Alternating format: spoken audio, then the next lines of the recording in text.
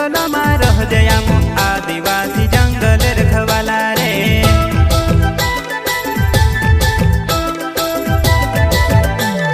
चल जंगल जमीन काजे पूजे रे आदिवासी दुनिया ने रखवाला रे।